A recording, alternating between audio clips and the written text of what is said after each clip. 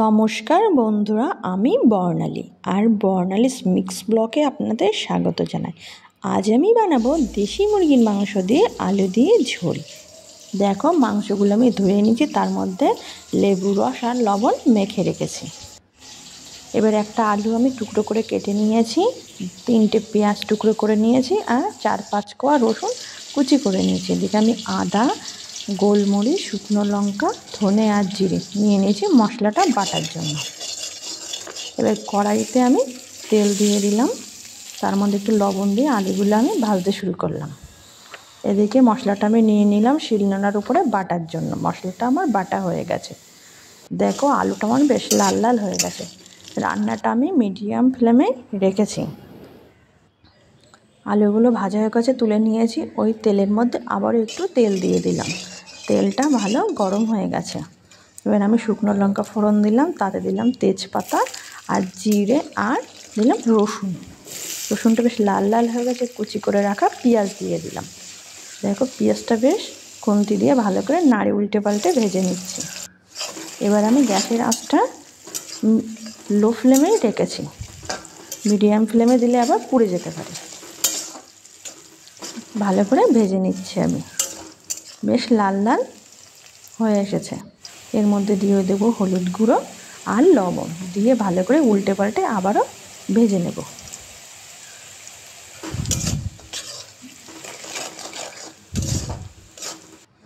এবারে লবণ আর লেবু মাখানো মাংসটাকে ভালো করে আমি ধুয়ে নিয়েছি। নিয়ে এবার আমি ওর মধ্যে মাংসটা দিয়ে দিলাম।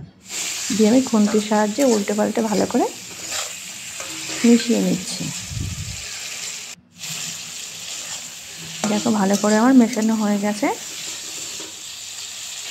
এর মধ্যে দিয়ে দেবো বেটে রাখা মশলা, দিয়ে ভালো করে আমি কষাবো।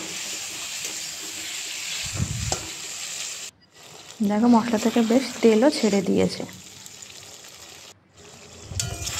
উল্টে পাল্টে আবারও ভালো করে কষিয়ে নিচ্ছি।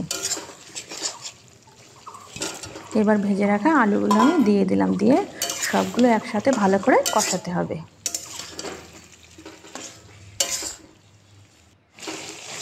এটাকে ভালো করে উল্টে পাল্টে কষাচ্ছি।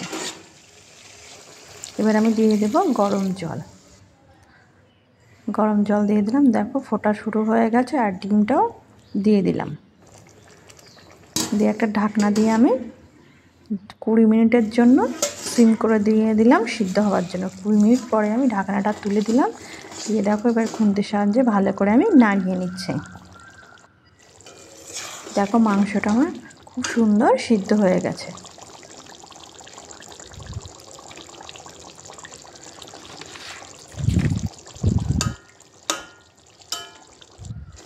এবার উপর থেকে বাড়িতে বানানো ভাজা মশলা ছড়িয়ে দিচ্ছি। ভাজা মশলাটা দিলে খেতে খুব টেস্ট হয়। এবার ভালো করে মিশিয়ে নিয়েছি। এবারে আমি একটা পাত্রে নামিয়ে নিয়েছি। ভালো লাগলে আমার চ্যানেলটি সাবস্ক্রাইব করে দিও আর বেল বাটনটি অন করে দিও, যাতে আমার পরবর্তী ভিডিওগুলির নোটিফিকেশান সহজে পেয়ে যাও। আর রেসিপিটি ভালো লাগলে লাইক, কমেন্ট, শেয়ার করতে ভুলো না যেন।